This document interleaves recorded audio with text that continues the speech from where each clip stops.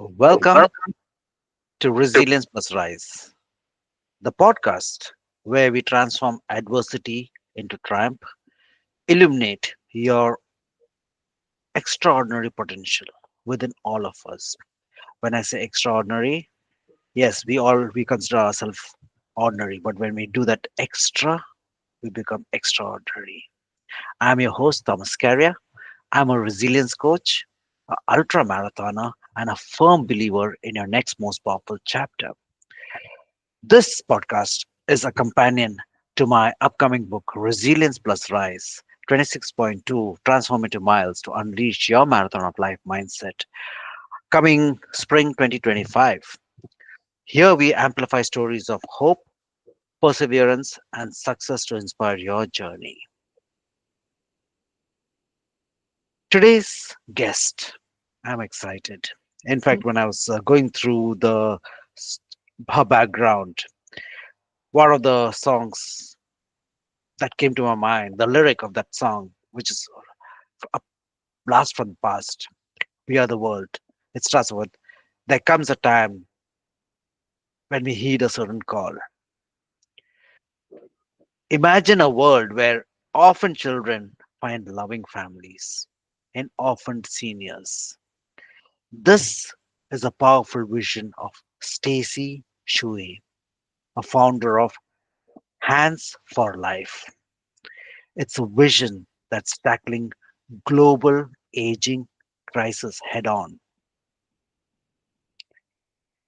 I could go on and on about Stacy, but I want to have her the spotlight. Stacy, welcome to Resilience+Rise.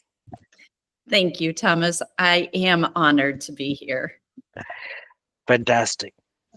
So, before we can come into Hands for Life, tell me your journey. And as I started with that lyric from the song, there comes a point when we heed a certain call. Yes. Till that call came in, or what was the elements, what was the pivot point that happened uh, for your journey? Well, there were several, pivot points in my journey, but to get you caught up to like the main point of, I was adopted, and I was adopted into an Italian family, and my grandparents lived downstairs from us. We had an intergenerational home. So I always just had this love for that grandparent generation and a heart for the older generation and respect. And so when I had children, I made sure that my kids knew my parents with that close grandchild grandparent bond. Um, when my kids were little, we took them on the mission field. We went to Haiti and we served in Haiti with elderly people there. And so that made a big impact on myself and on my children. So growing up, I always felt like I was supposed to do something important in the Mhm. world, something big. I always had that like gnawing at me.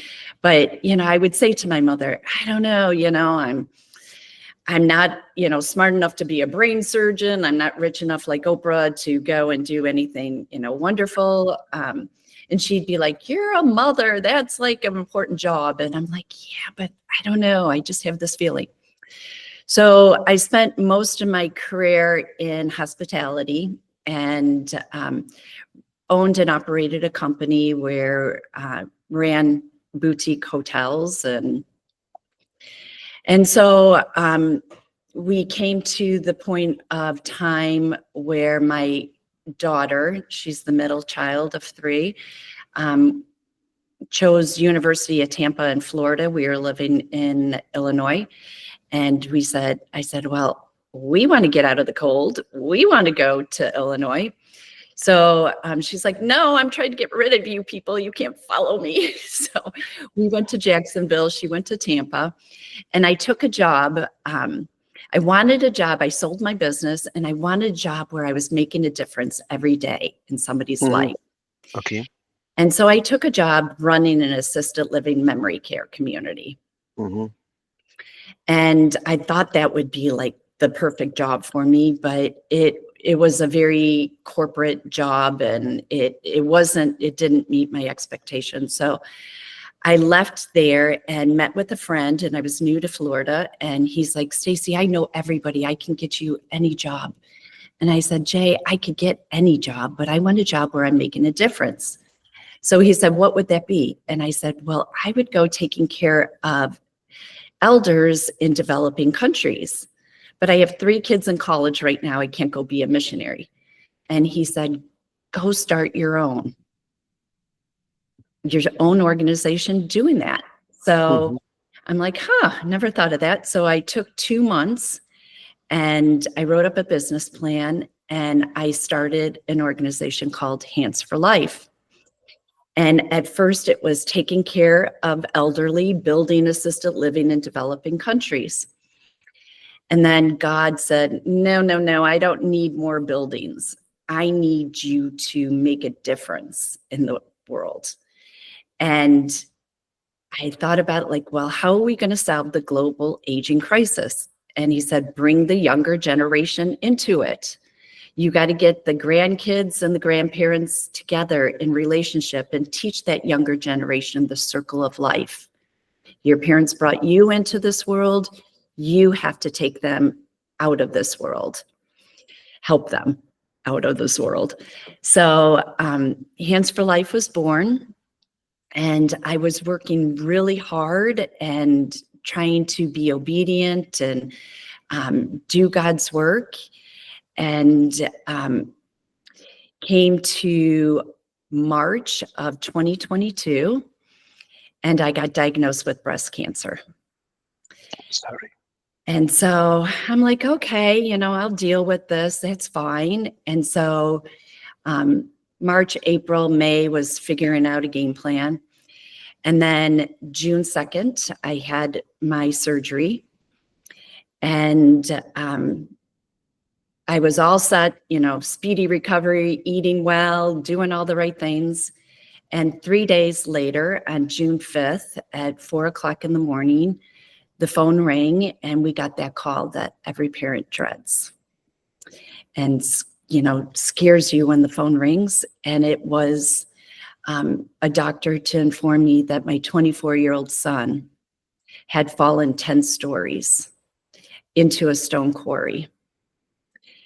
And Thomas, my chest was torn up from the surgery, but then my heart was just ripped out. And he had just graduated college with an aviation management degree. And his desire was to be the Hands for Life missionary pilot.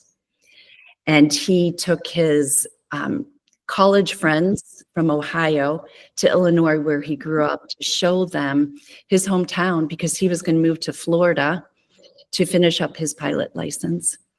And in our hometown, it was late, and he's like showing them all around. And he says, "Let me show you the top of this hill here. There's a tree where we used to sit and contemplate life." He said, "Follow me." So his friends they're trucking up this single path and they're all following him, and it's dark. And he has his phone with the flashlight, and he turns around and he says, "Now be careful, guys, it's dark." And he turns back and he steps, not knowing he was at the edge, and he fell 10 stories. And oh my gosh, the rest is a blur. But we had his celebration of life, and I went on LinkedIn and I wrote, I don't know why, but I wrote like a little blog, "Taken Too Soon." And I had millions of people reading that and commenting. I had over 20,000 people comment on this. And over the course of time, I have seen the goodness that God, Romans 8:28 says, God uses all things for good for those who are called according to his purpose. And I can now see 2.5 years later, the good that by God taking my son at 24, where Alex was one who loved everybody, didn't matter the color of your skin, what you identified at, he didn't care. He just loved people. Unless you crossed somebody he loved or did something to that wasn't kind to somebody, then he became a defender. And now I see that God, by taking him, put a spotlight on the way Alex was living his life.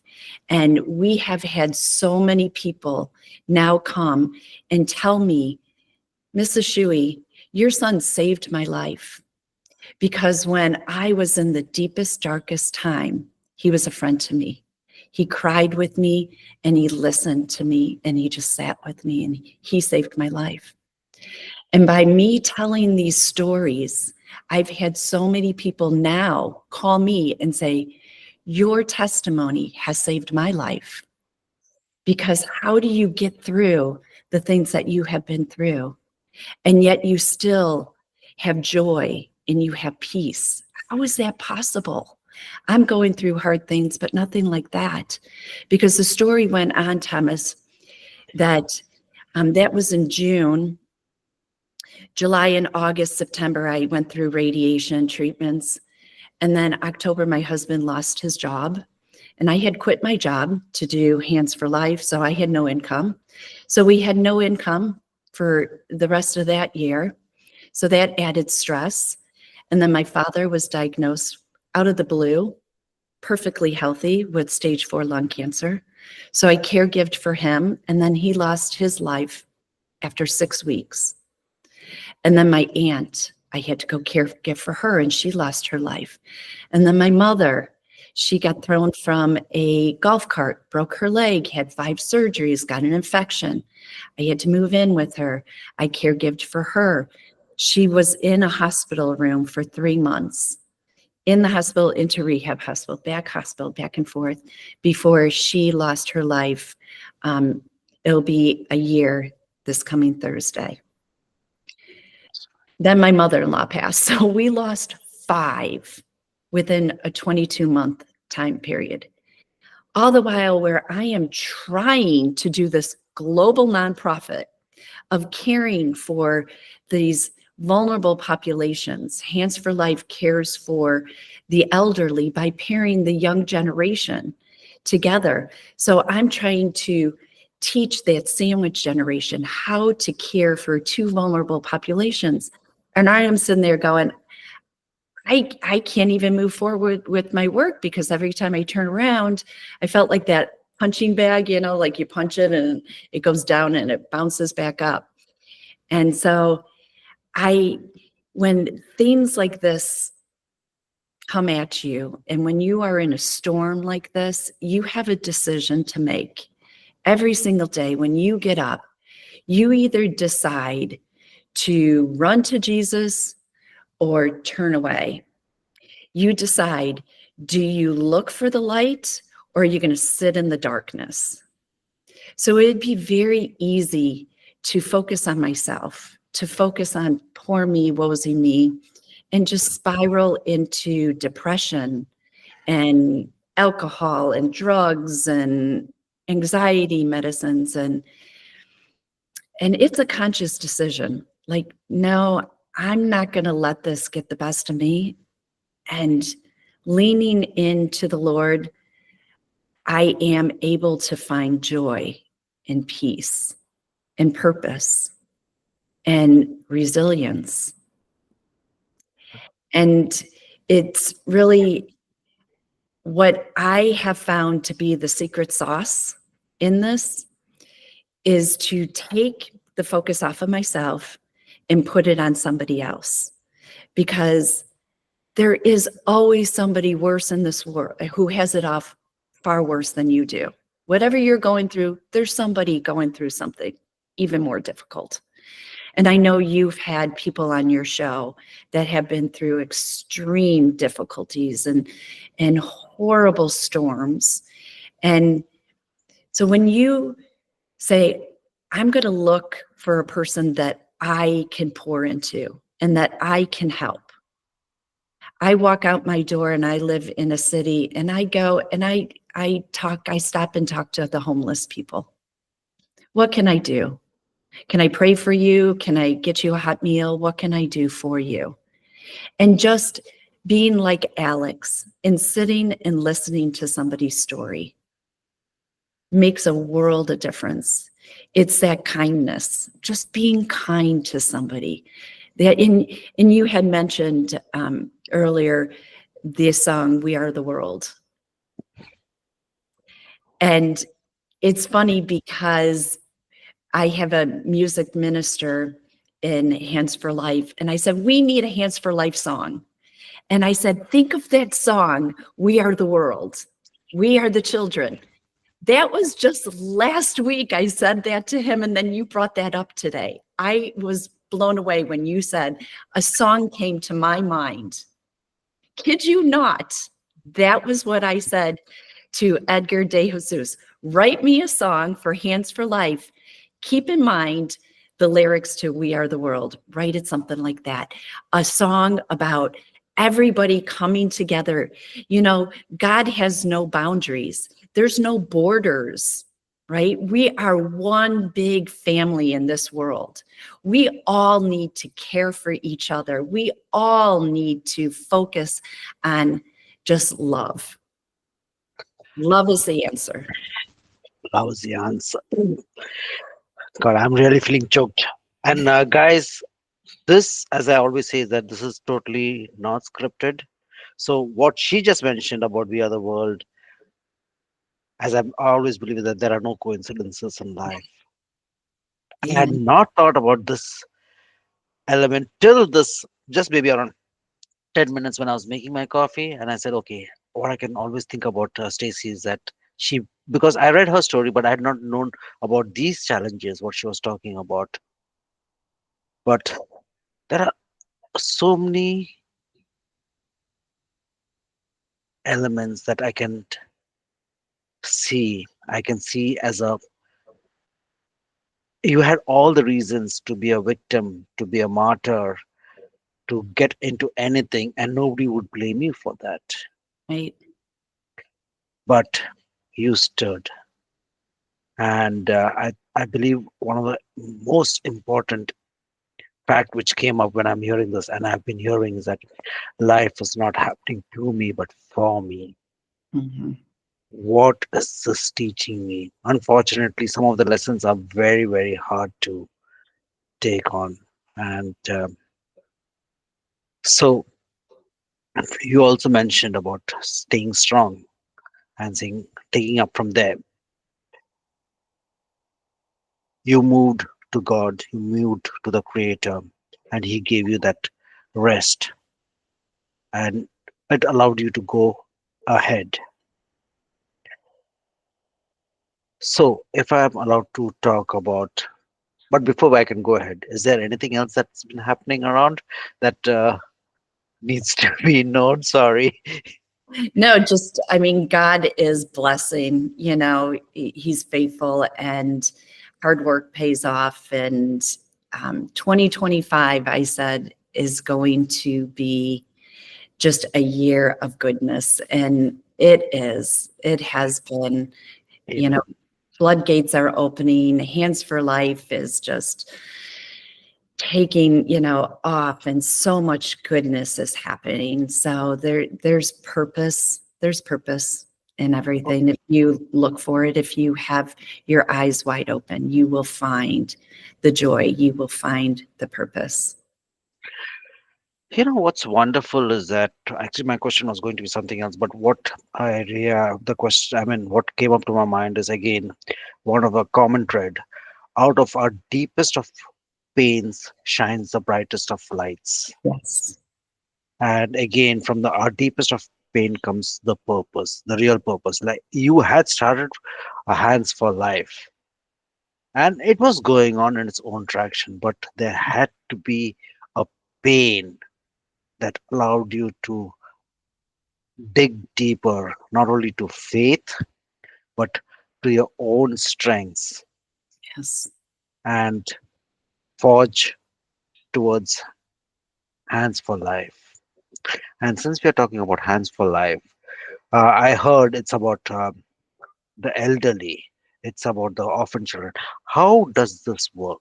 Or what is a, of course, I've seen the concept, but for the listeners, first time listeners who are Mm. hearing about it, what is the concept behind it? So the concept is to focus on the global aging crisis. We are in a crisis where, for the first time in recorded history, there's more people on this earth 60 years and older than 5 and younger. So there's been a demographic shift. And who's going to take care of all these elderly people? And you know, in the United States, we know that we have a problem. The baby boomers are all coming to um, the season of their life, and we can't get caregivers. We can't build senior living. It's a problem here. And the problem is exponentially even greater in developing countries because they don't have Social Security, they don't have AARP, they don't have nonprofit organizations focusing on the aging population. So Hands for Life focuses on the global aging crisis, but we're solution focused. How do you solve this problem? And our solution is we need to teach that younger generation about honoring and respecting your elders. We need to teach them the circle of life. We need to teach them that your parents brought you into this world. You need to help see them out of this world. We need to take care of our vulnerable population, the elderly, and then the young children. And the way that Hands for Life does that is we train up, educate, and equip the sandwich generation, that in between generation, and we provide them with job skills, life skills, and the suit of armor of God to go out into their country and best care for people. So we are building a educational campus. Our first prototype, we want to put one campus per developing country because Hands for Life is about lending a hand, not a handout. So only one educational campus per country, because educate, equip, and then launch. So a 12-acre campus, it will have a sports complex on it. So we're going to be teaching through sports. We have an agricultural farm. So we'll be teaching job skills on farming and on healthy diets and nutrition. We will have a career workshop where the seniors impart their wisdom and job skills to the orphan children.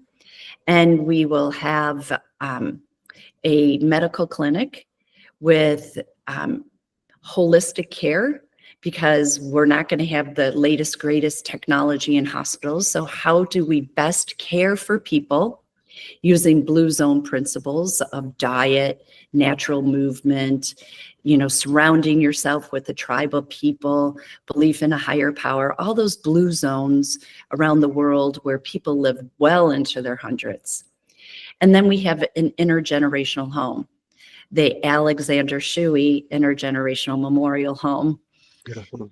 for orphans. So 14 orphan children paired with 14 orphaned grandparents to form a new beautiful family. Seniors impart their wisdom to the children. Children learn to honor and respect their elders. It's a beautiful, beautiful model that it just blows me away. It's so just focusing on the seniors. There's so many humanitarian issues resolved within one mission. That's so amazing, so amazing. In fact, coincidentally, I'm rereading, was that Bronnie Ware's Five Regrets of Dying? Oh, okay. Yeah, it's a beautiful book. In fact, as I mentioned, rereading because I read it for the first time. I had to read it again What is the name? because Five Regrets of Dying. and the Okay. author is Bronnie Ware. So she has been a caregiver Hmm. and the palliative. She goes to homes where people are in the last hours.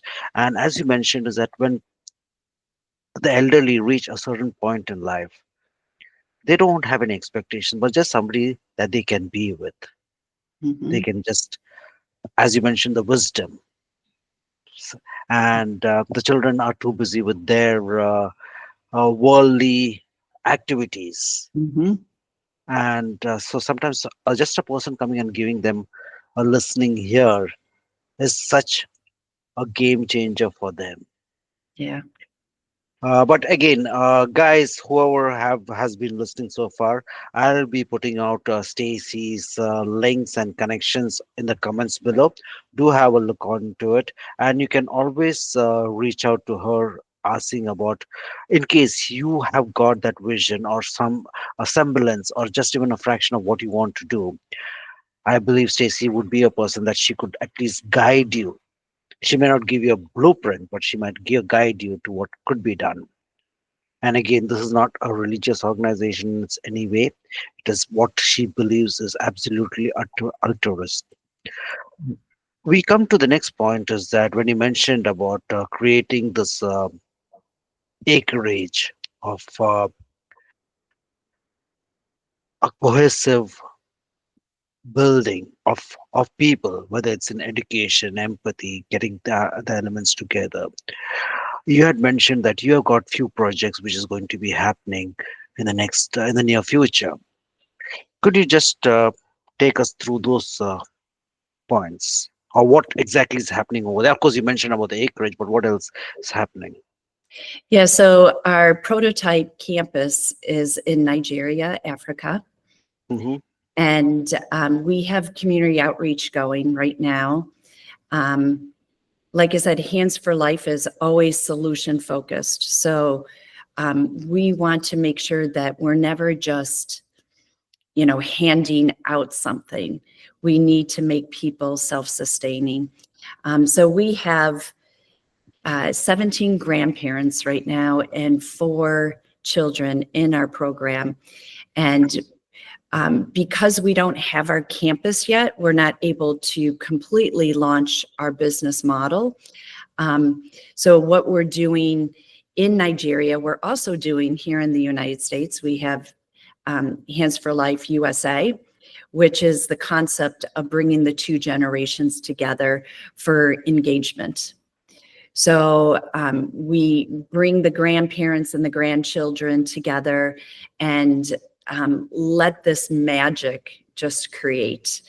And we have Grandpa Alexander over in Nigeria, and he has been paired with Clinton and Michael. And um, Clinton doesn't, he's an orphan. Michael, his mother, is disabled, and he's being raised by his grandmother and his mother. And so there's really no income in their family. But Alexander is brought in to teach these young boys about work ethic, to teach them job skills, to teach them about his culture. He shares like all of this wisdom with these young boys. And in turn, he feels purpose to his life.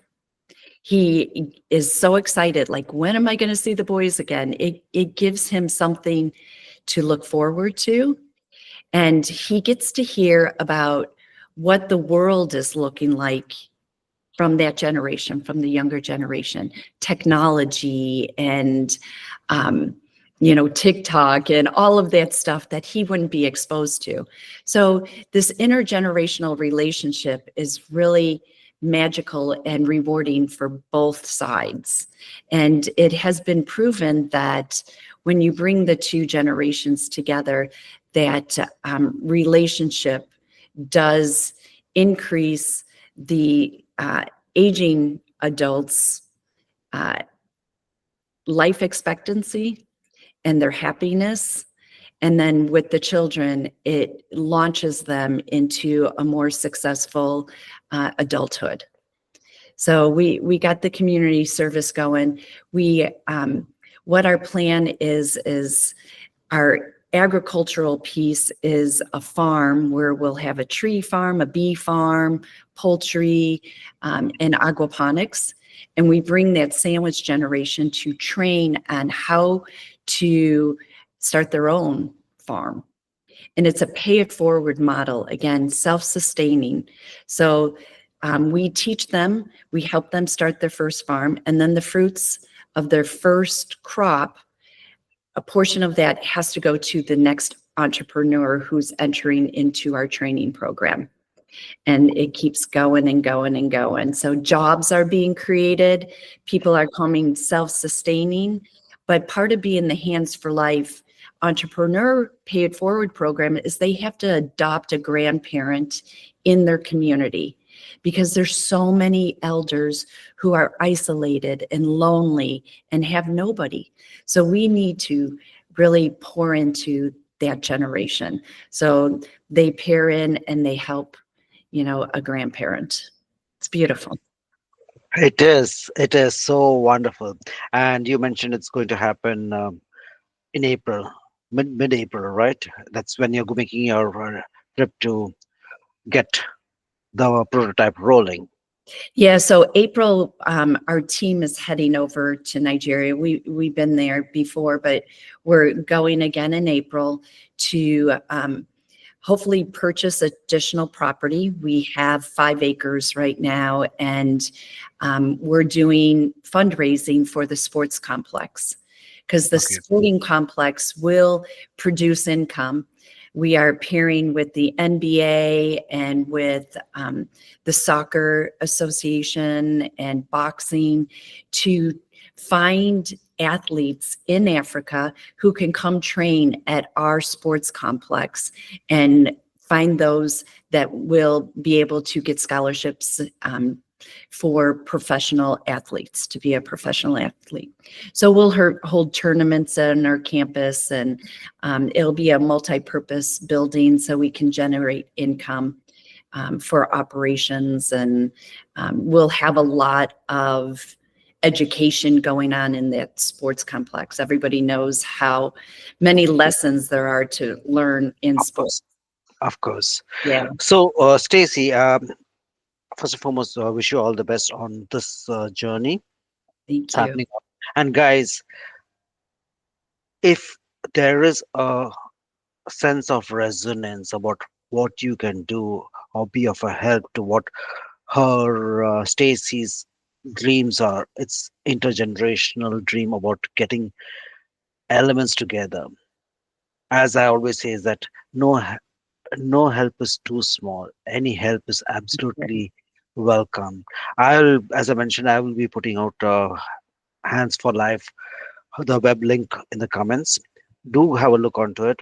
And if you believe you are capable of making a difference, please do.